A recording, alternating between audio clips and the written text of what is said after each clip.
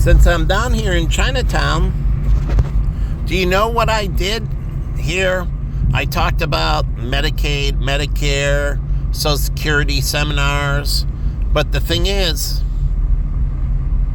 how to be independent from them.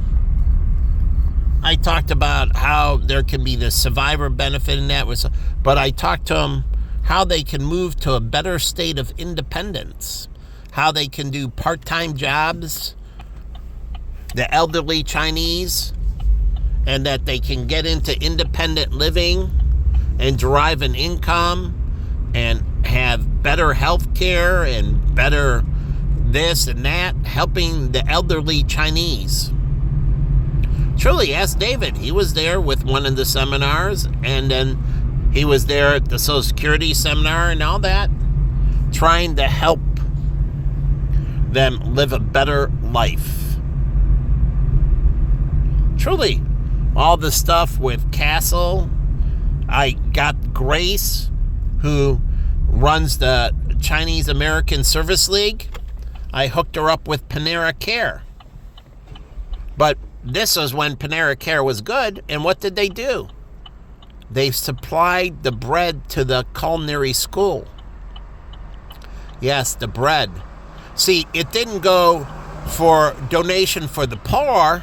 It went into Castle's culinary program. So all the leftover pastries and breads went into the culinary program so they can use them in making different culinary dishes. The breads to make different types of sandwiches, the pastries to take them where they were and create other pastries with them. Truly, I supported the culinary program that Castle ran, the Chinese American Service League, their culinary program. I helped, and also I helped bring in Brian when they were talking about upgrading some technology.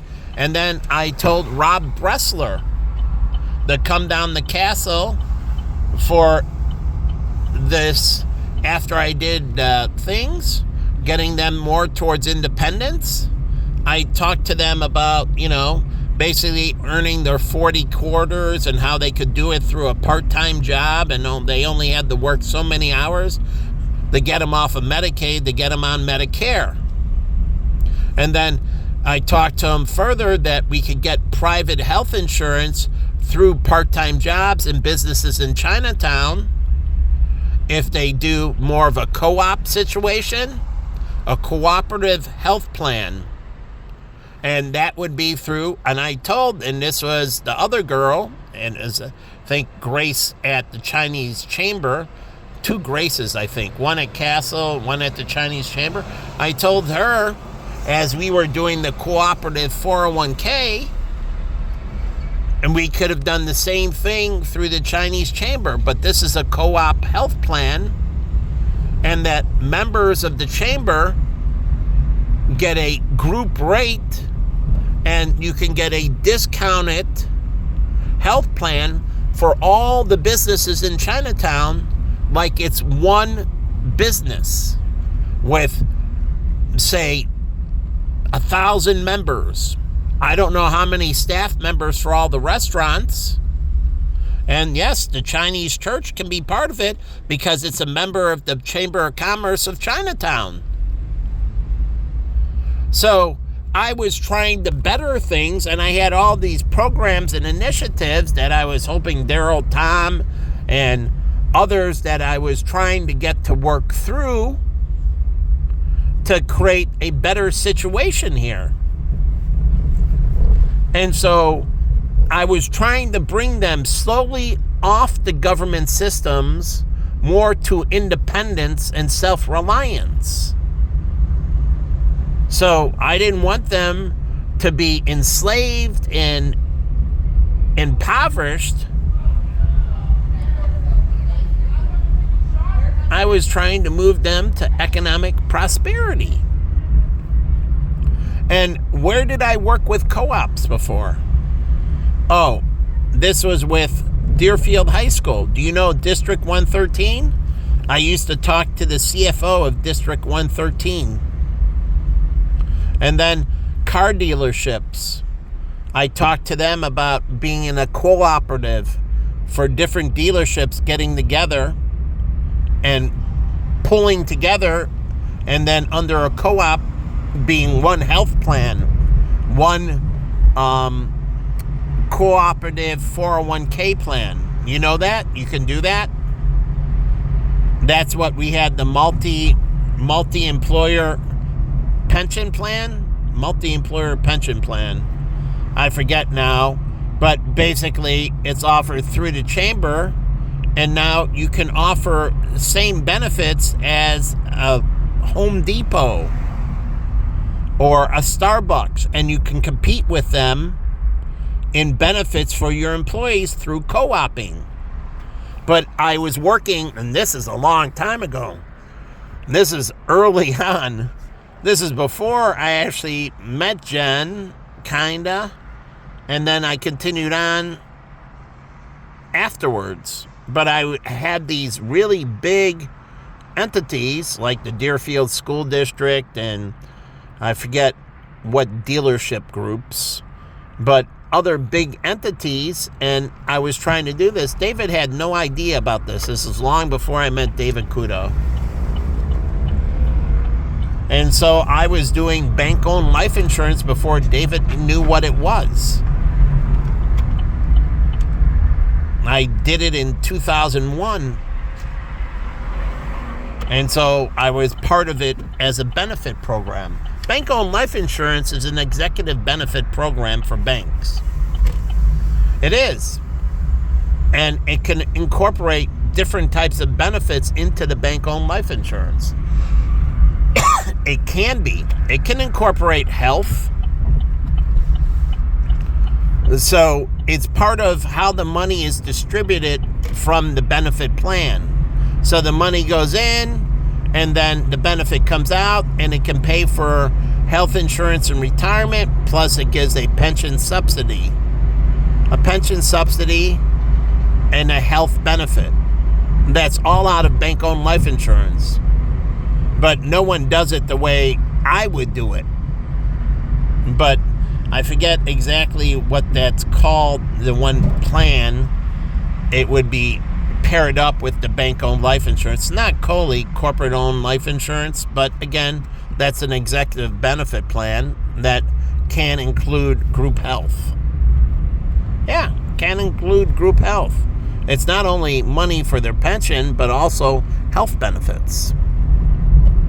So it can do that. It can add long-term care. It can add all kinds of other benefits in the blend. And so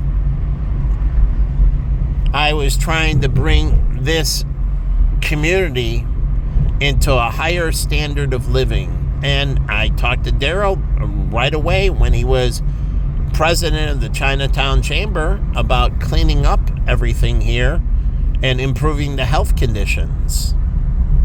And then he finally told me, with Raymond Lee's help, that they got this initiation to clean up Chinatown.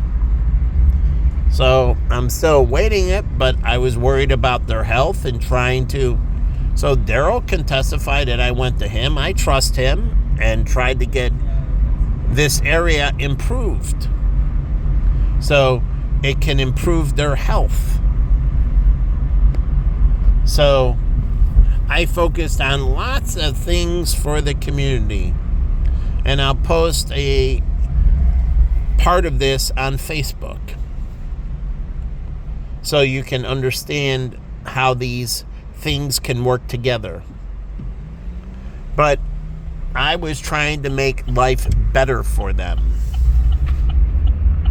so they can run this operation as independent businesses, but in terms of offering benefits in that, they're not competing that way.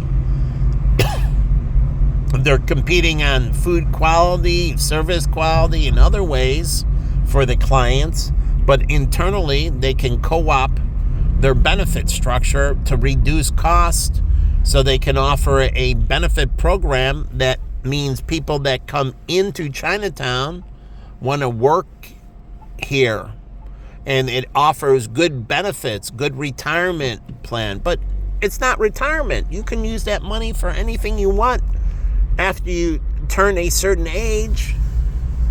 So again, you can use it for whatever supplemental income program. It's just a supplemental income program.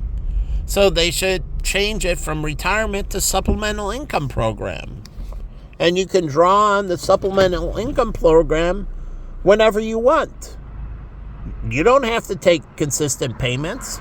You can take out money whenever you want. So if you don't want to, you can leave it in. So again, you get choices. You can convert some of it to Roth and not take a distribution, but your distribution converts it into the Roth. And then later on, you let it grow, and then you take it out from the Roth so you don't have to pay taxes later. So you can foresee expenses. So years that you're going to have lower expenses, you take out from the Roth. Years that you're having higher expenses, you take out from the traditional 401k. Why? Because higher expenses means you're filling out your Schedule A and you have higher deductions. And so that minimizes the taxation you pay on distributions from the 401k or from a traditional IRA. And in other years, you supplement by taking out through the Roth. Or you can blend it in, a little traditional, a little Roth to manage your tax situation. Truly. So when you have these years, like say you take off a year or two from work, right? A sabbatical. Well, in that year, you can take distributions, right? Because you don't have your income from work. So the income you take out of the 401k isn't to make up for that, but you don't have the work income pushing on top of it or below it, and that's on top of the work income pushing to a higher tax bracket. So when you go on disability, do you know if you go on disability, a great time to convert your Roth IRA? I mean, your traditional to a Roth when you're on disability because your income's reduced? Truly. Or you become unemployed and you're collecting unemployment? Great time to take a distribution from your traditional Roth, not to spend. I mean, not from your traditional 401k or your Roth. I mean, your traditional 401k or traditional IRA.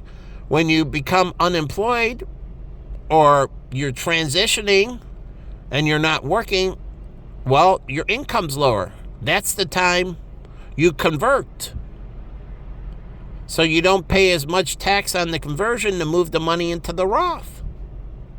So anytime as a teacher you take a sabbatical maybe, or anytime that you have a transition, make sure you have money in the bank that you can pull out that's independent, and we're supposed to do 3 months, right? In short-term bonds. But this is a time you convert money into the Roth. No one talks about that. Not a single planner talks about this. I never seen any of them. What's his name? I went down, the accountant to Florida for his program.